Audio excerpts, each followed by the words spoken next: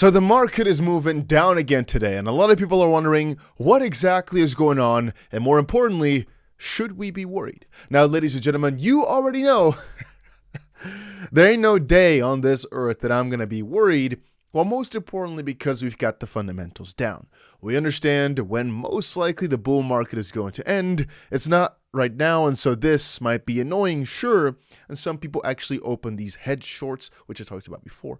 But for the most part, it's just that. It's annoying, perhaps, but on the opposite end, it also allows for opportunities to buy the dip, make some juicy money. As again, our targets are set in stone here. We keep buying every single time the price drops by a good amount. And by the way, if you also, I've got some links for you down below to either Blowfin or WeX. And of course, if you haven't done it yet, right there, make sure you press that like button. Let's today get to 1,000 likes. So first of all, an interesting news piece of the day is this right here.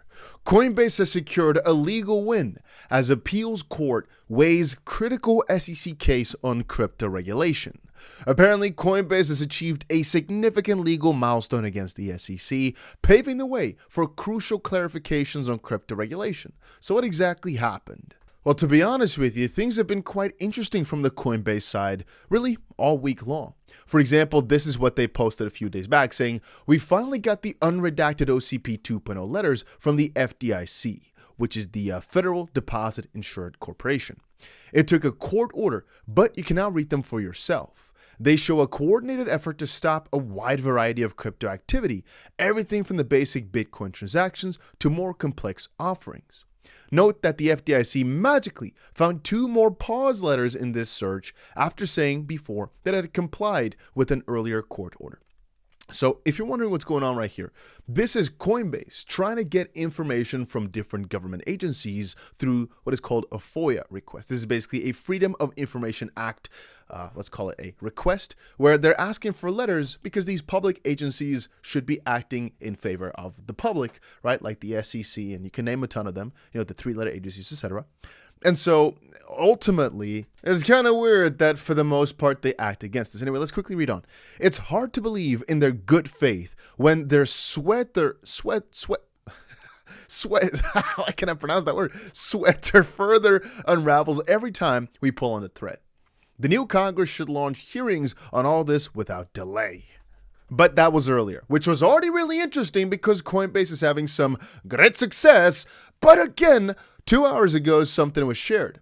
Over the strenuous objection of the SEC, Judge 𝗕𝗠 has granted our motion for leave to pursue, for leave just means like kind of like, hey, go ahead, to pursue an interlocutory appeal. This is again like in the middle of something, and stayed the district court litigation.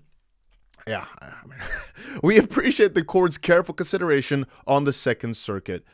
We go. So just quickly translating it into sports terms, the referee has just stopped the clock on the field and is going to replay booth in New York. Now, ultimately, for most cryptocurrencies, this is also just nice because the more headway that Coinbase makes in their fight against the SEC and everybody here, the more it helps all the other exchanges, like for example Kraken, etc., but also the more it helps coins, because ultimately many of those coins are mentioned in these cases, and very often the issue here lies in the fact that nobody just really understands exactly what's going on. Not it's a matter of they're doing something illegal, but can they get away with it? It's more a matter of, hey, where exactly does the fault lie? Nobody really knows. But now before we move on, I gotta quickly talk about a new crypto project called AddUp that aims to be your all-in-one crypto hub, trading, swapping, predicting, and earning, from trading bots to centralized exchange to crypto cards to CFDs. And I would say their main slogan is they're trying to be an all-in-one crypto ecosystem, not just a service, but a revolution, by basically having all the different features all in one. That means having a non-custodial wallet, and you can kind of see all the things right here. Now, one of the major things they've done is launch a centralized exchange, with one of the most major upcoming things being CFDs.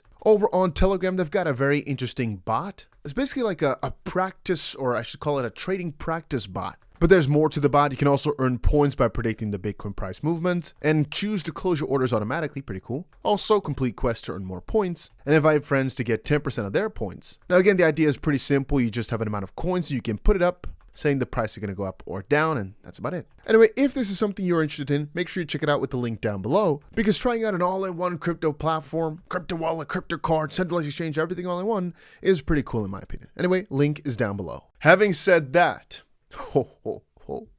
if we're talking about the broader crypto space, I keep talking about how adoption ain't stopping, right?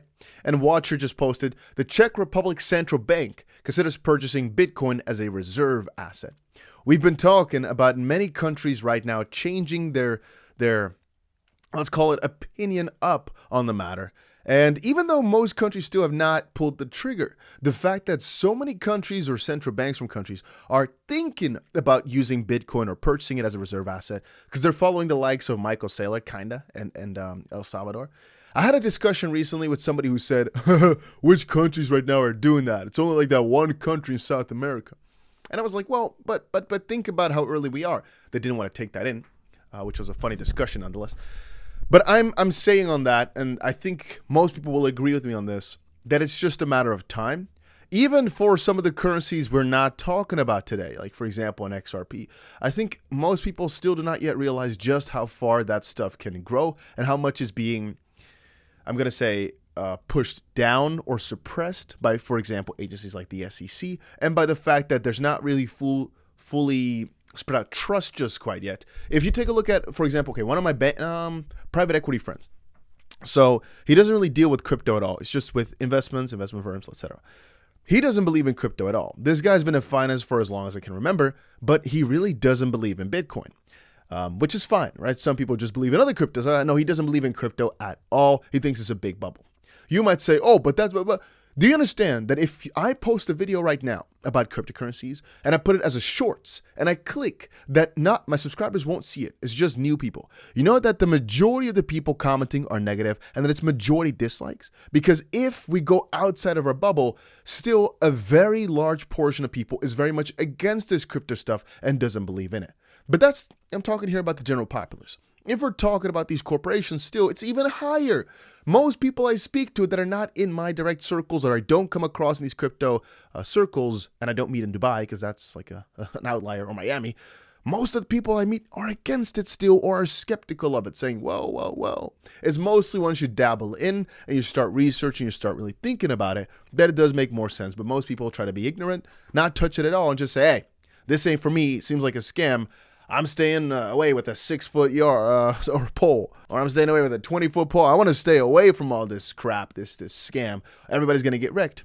And ultimately, time after time, people who say that get wrecked because at the end of the day, I'm not sure if you noticed, but Bitcoin keeps trading at all-time highs year after year after year, or let's call it cycle after cycle after cycle. There's a lot of people like Dan Pena who said, Bitcoin is going to zero.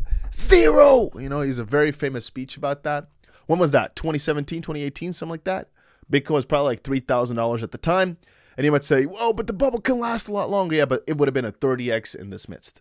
So you can always keep saying, no, it's going to go to zero. Or you can just get with the program. And I think a lot of people, they feel like this sunk cost fallacy where they didn't buy in at like $3,000 or wherever they got the chance, $600 or so. And now they feel like it's too high, so it's got to crash soon. But in reality, I got to play devil's advocate for a little bit. Even a bubble could just keep going on for like another 25, 40 years, something like that. Then again, I don't like to think about 20 years into the future. People often go to the comments and say, Dusty, what is your 20-year price prediction in that state? If you're thinking about the price in 20 years from now, right? If you're really thinking about that, you're really thinking about a retirement plan for 20 years, your targets are not high enough because it's so far away, 20 years. I know I'm not talking about 20 years being that long amount of time, but also double. But I'm talking about how many leaps tech has made over the last 5 years. How many people knew of ChatGPT 5 years ago? A few, maybe nobody, right? 99% of the people here watching, I'm not sure when OpenAI was founded, but let's just say 99% of the people had never heard of ChatGPT before last year. I think it came out officially somewhere the end of 2022. So 5 years actually would be way too far before anyway. But I'm just talking about the fact that ChatGPT came out, let's say 2 years ago. Right now, it's basically everywhere. It's not in reality because still most people don't actively use ChatGPT. Just, you know, we know. But if you're using it a lot, you think everybody uses it, but most people still don't. But if you start thinking about it, it's now like being used for a lot of different websites. It's all around. But how crazy would that be in 20 years from now, or 25 years when it came on the market, let's say 2 years ago? But then extrapolate that to 10 times the amount of time. So if you're thinking about the amount of leeway they can make in that time, our entire space also will be different. I mean, 20 years ago, crypto wasn't even here. And right now it's worth trillions of dollars already. Think about how many trillions it could be worth in 20 years, but maybe it's just the complete standard. I mean, I do not believe that the US dollar is still going to be the world reserve currency in 20 years from now. And if I keep thinking about it like that, I'm thinking, man, we're already in this crypto space. BlackRock, etc. They're still calling it like early adoption of it all. And even Trump, I guess, wants to be the first. Can you understand that they're all trying to be first because we're still so incredibly early? The fact that even in the US, they don't really have full crypto rules yet. They're trying to, like, even in the UK, I think an announcement came out a few days ago that they're trying to wait for like 2026. No, it was the US with the IRS. 2026, the new rule books are going to be coming out. You get that there's not even a rule book yet. We're so early. So then to think of 20 years to the future, man, if you're not a billionaire by that time, you might, it's being a bit crazy, but for a lot of people, it is true though. If you won't become a billionaire in 20 years, that's like, let's just say 7 crypto cycles if things continue like they've done now. If you can't like double your money every single time, but I'm thinking triple your money every single cycle. And I mean, if we get 7 of them, I don't know if we're going to get them this crazy like we've seen now, but if we get 7 of them, man, that would be crazy, right? Anyway, I just wanted to quickly say, on the legal side, things are starting to look better and better, as Gary Gensler also is going to be thrown out of office in about 2 weeks from now.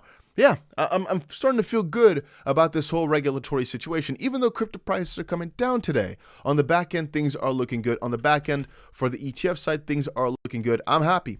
Price-wise, oh, definitely not looking good. Ethereum down 8% in a day. Many coins down tremendously throughout the day.